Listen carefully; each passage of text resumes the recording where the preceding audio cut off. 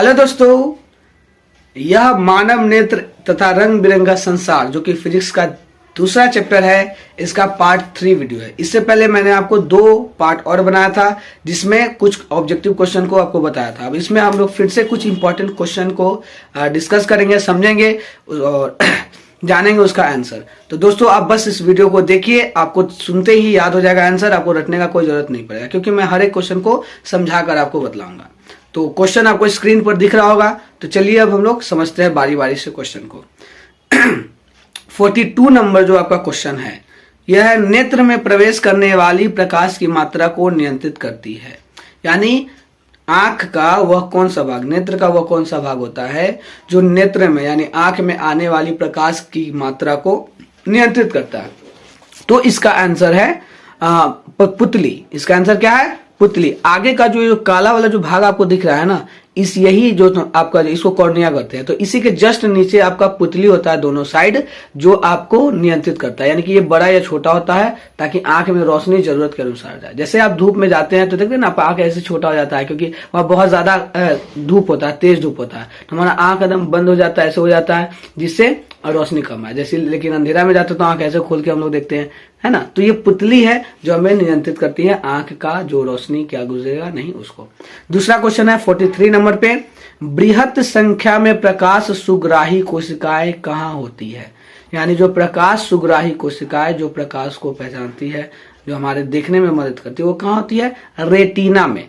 ठीक है, रेटिना में आपका प्रकाश सुग्राही कोशिका होता है। जब आप तेज रोशनी आंख में डालते हैं तो आपको अंदर से आपको चुभन महसूस होगा क्योंकि रेटिना पे वो तेज रोशनी जब जाता है तो वहां पे जो कोशिकाएं होती हैं जो उसको फील करती हैं वो थोड़ा सा संकुचित होने लगती है। तो आप याद रखेंगे, रेटिना में प्रकाश सुग्राही कोशिकाएं पाए जाते हैं। 44 नंबर का क्वेश्चन है, विद्युत सिग्नल कौन उत्पन्न करता है? विद्युत सिग्नल कौन उत्पन्न करता है? तो बी नंबर में है प्रकाश सुग्राही। जो रेटिना पे होता है प्रकाश सुग्राही, अभी समझा है ना, वही आपका विद्युत सिग्नल मतलब क्या करता है? बनाता है, जो हमारे ब्रेन को भेजता है और वही हमारे इमेज के रूप में हम उसको फिर देख पाते हैं। यानी कि जो आप अभी देख रहे हैं तो वो रेटिना एक विद्युत सिग्नल के रूप में भेजेगा। किसको? मतलब जो सुग्राही कोशिका है वो ब्रेन को भेजेगा, तब फील होगा कि आप देख रहे हैं। ठीक है। सिग्नलों की व्याख्या कहाँ होती है? ए नंबर मस्तिष्क में। यानी कि जो सिग्नल जो मिल रहा है आंख को वो कहाँ जाता है? ब्रेन को भेजा जाता है, मस्तिष्क को यानी दिमाग को भेजा जाता है। नेक्स्ट है, मोतियाबिंद की स्थिति होती है जब, यानी मोतियाबिंद कब होगा? जब क्रिस्टलीय लेंस दुधिया हो जाए, या फिर क्रिस्टलीय लेंस धुंधला हो जाए, या क्रिस्टलीय लेंस पीला हो जाए। तो ऑप्शन इसका आंसर डी है, ए और बी। यानी कि जब क्रिस्टलीय लेंस दुधिया हो जाए या क्रिस्टलीय लेंस धुंधला हो जाए तब आपको मोतियाबिंद होता है। आप अक्सर देखेंगे कि जिन व्यक्ति को मोतियाबिंद होता है उसका ये जो ब्लैक वाला पार्ट आपको जो नजर आ रहा है, काला वाला कॉर्निया, वहां पे कुछ व्हाइट कलर का धुंधला आपको दिखाई देगा। ठीक है, क्लाउड के जैसा, फॉग के जैसा। 47 नंबर का क्वेश्चन है, प्रिज्म की विशेष आकृति के कारण निर्गत किरण आपतित किरण की दिशा से एक कोण बनाती है, जिसे कहते हैं, यानी प्रिज्म से जब कोई लाइट गुजरता है, ठीक है, तो उससे निकलने वाला जो किरण को हम लोग निर्गत किरण कहते हैं। ठीक है, तो वो आने वाली किरण के साथ एक एंगल बनाता है, आपतित किरण के साथ एक एंगल बनाता है, जिसे हम लोग कहते हैं विचलन कोण। क्या कहते हैं? विचलन कोण। यानी कि जब कभी भी प्रकाश एक माध्यम से दूसरे माध्यम में जाता है तो वो मुड़ जाता है, तो वही मुड़ने के बाद जो एंगल बनता है दोनों के बीच, उसको हम लोग बोलते हैं विचलन कोण। 48 नंबर है, इंद्रधनुष में कितने रंग होते हैं? ये तो बच्चे को पता है, इंद्रधनुष में कितने रंग होते हैं? 7 रंग होते हैं, है ना। 49, सर्वप्रथम सूर्य का स्पेक्ट्रम प्राप्त करने के लिए कांच के प्रिज्म का उपयोग किसने किया था? यानी आप लोग जानते हैं कि हम लोग घर में भी स्पेक्ट्रम यानी इंद्रधनुष बना सकते हैं। ठीक है, रेनबो, और वो किसके मदद से? प्रिज्म की मदद से, है ना। तो प्रिज्म का यूज करके, कांच का यूज करके सबसे पहले स्पेक्ट्रम किसने बनाया था? किस साइंटिस्ट ने? तो उनका नाम है न्यूटन। क्या नाम है? न्यूटन द्वारा। ठीक है, जो न्यूटन साइंटिस्ट है, इनके द्वारा एक न्यूटन डिस्क नाम का भी एक मतलब टॉय बनाया गया था। मतलब सीडी का कैसेट के जैसा, उस पर 7 कलर कर दिया जाता है और देन उसको आप घुमाएंगे स्पीड में। ठीक है, तो वो जो 7 रंग है वो एक व्हाइट लाइट बन जाएगा, व्हाइट कलर बन जाएगा, मतलब सिर्फ आपको सफेद दिखाई देगा, जिसको हम लोग न्यूटन डिस्क कहते हैं। तो इन्होंने ही स्पेक्ट्रम का खोज किया था सबसे पहले। उसके बाद इंद्रधनुष किस दिशा में बनता है, ये बहुत इंपॉर्टेंट सवाल है। इंद्रधनुष किस दिशा में बनता है, तो आंसर है सूर्य के विपरीत दिशा में। यानी कि एक तो पहले याद रखिए कि बारिश के मौसम में इंद्रधनुष बनता है, लेकिन इंद्रधनुष तभी बनेगा बारिश के मौसम में जब सूर्य निकला रहेगा, यानी सूर्य जब रहेगा तब इंद्रधनुष आपको दिखाई देगा। अगर सूर्य नहीं है तो बारिश के मौसम में इंद्रधनुष नहीं दिखने वाला है, ठीक है।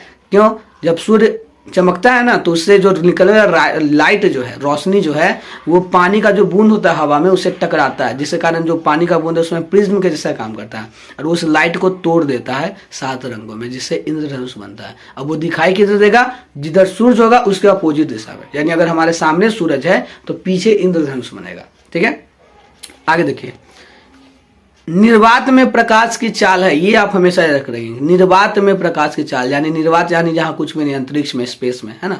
तो वहां पे क्या बोलता है प्रकाश की चाल क्या है, तो 3 × 10⁸ मीटर पर सेकेंड। ऑप्शन नंबर सी को गौर से देखिए, 3 × 10⁸, 3 × 10⁸ मीटर, और वो जो स्लैश दिया गया उसको बटा पढ़ेंगे या पर पढ़ेंगे, पर सेकेंड, ठीक है। उसके बाद 52 नंबर का क्वेश्चन है, वायुमंडलीय अपवर्तन के कारण सूर्य हमें वास्तविक सूर्योदय से लगभग कितने मिनट पहले दिखाई देता है। आप नोटिस करेंगे जब सुबह में सूरज उगने से कुछ मिनट पहले ही आपको एहसास हो जाएगा कि अब सूरज उगने वाला है, क्योंकि चारों तरफ लालिमा छा जाता है, लाल लाल हो जाता है जो आसमान है। तो कितना मिनट पहले, 4 मिनट, 2 मिनट दे रहा है यहाँ पे आंसर, ठीक है, लगभग 4 मिनट होता है। अब चूंकि गाइड में दिया हुआ है तो आप ऑप्शन देखेंगे, अगर 2 मिनट रहे, 4 मिनट रहे तो आप 2 को कर सकते हैं, वैसे नहीं रहे तो 4 मिनट ज्यादातर देता है, ठीक है। 4 मिनट पहले ही हमें एहसास हो जाता है कि मतलब ये सूरज उगने वाला है, ठीक है, क्योंकि लाल लाल थोड़ा बहुत नजर आने लगता है। सूर्योदय तथा सूर्यास्त के समय सूर्य की चक्रिका कैसी प्रतीत होती है। सूर्योदय और सूर्यास्त के समय सूरज का जो आकार एक तरीके से बोला वो कैसा दिखाई देता है, चपटी हुई, ठीक है, लगता है चपटा हो गया।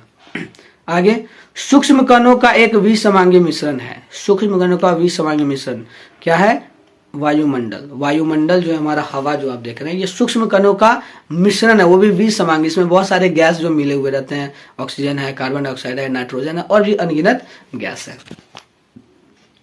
प्रकाश का प्रकीर्णन कणों को बनाता है। 55 नंबर वाला क्वेश्चन को देखिए, प्रकाश का प्रकीर्णन कणों को बनाता है। प्रकाश जब वायुमंडल में आता है तो क्या होता है कि जो वायुमंडल में मौजूद जो हवा या धूल या जिससे कण होते हैं उसे टकराकर वो फैल जाता है, जिसको हम लोग बोलते हैं प्रकाश का प्रकीर्णन। तो प्रकाश का प्रकीर्णन कणों को क्या बनाता है, दृश्य, ठीक है। दृश्य मतलब दिखाई देने लायक। आप हमेशा गौर करेंगे कि किसी आप रूम में है, ठीक है, जिसमें से मतलब कहीं पे छेद है, जैसे होता है वेंटिलेटर होता है तो उससे रोशनी आता है, तो उस रोशनी में आप देखेंगे कि आपको धूल कण चलता हुआ नजर आएगा, तो किसके कारण होता है, प्रकाश के प्रकीर्णन के कारण, ठीक है। आगे देखिए, टिंडल का प्रभाव देखा जा सकता है। टिंडल प्रभाव यही होता है कि जो धूल कण आपको चलता हुआ ऐसे ऐसे दिख रहा है ना, इसको लोग बोलते हैं टिंडल प्रभाव, ठीक है। तो कब कहाँ देखा जाता है, जंगल में। जंगल में कैसे, आप बहुत सारे मूवी देखे होंगे कि जंगल में चारों तरफ अंधेरा है, लेकिन जैसे ही थोड़ा सा भी रोशनी आ रहा है तो रोशनी वो जो पत्ती से एकदम निकलता हुआ, छनाता हुआ वो आता है, थोड़ा थोड़ा दिखाई देगा आपको, तो इसको हम लोग बोलते हैं टिंडल प्रभाव, ठीक है। तो टिंडल प्रभाव ज्यादातर आपको जंगल में देखने को मिलेगा। वैसे आप चाहे तो घर में भी इसको कर सकते हैं, दूध को शीशा में बॉटल में रख के अगर आप उसमें रोशनी टॉर्च बारेंगे, लाइट अंधेरा करके, तो दिन देखेंगे कि उसमें जो मौजूद जो कण है वो आपको नजर आता जाएगा, ठीक है। जो दूध में मौजूद जो पार्टिकल है वो आपको लगभग दिखाई देगा, जो भी बड़े बड़े, इसको टिंडल प्रभाव हम लोग बोलते हैं। 57 हमारे वायुमंडल नहीं होता तो आकाश कैसा दिखाई देता। मतलब वायुमंडल यानी हवा, समझे। अगर पृथ्वी पे हवा नहीं होता, वायुमंडल नहीं होता, तो जो पृथ्वी है, जो अंतरिक्ष हमारा जो आकाश है वो कैसा दिखाई देता है, काला, है ना। आप देखते होंगे स्पेस के बाहर, जब भी आप कोई मूवी देखते हैं जिसमें स्पेस के बाहर का सीन दिखाता है, मतलब अर्थ के बाहर का, अंतरिक्ष में जब चला जाता है तो चारों तरफ सिर्फ अंधेरा नजर आता है ना, चारों तरफ अंधेरा, दूर दूर से भले तारा जो भी चमकता हुआ नजर है, बट बीच में तो खाली है तो अंधेरा अंधेरा ही दिखाई देता है ना। तो कैसा नजर आएगा, काला, ठीक है। 58 नंबर है, अत्यधिक ऊंचाई पर उड़ते हुए यात्री को आकाश कैसा प्रतीत होता है।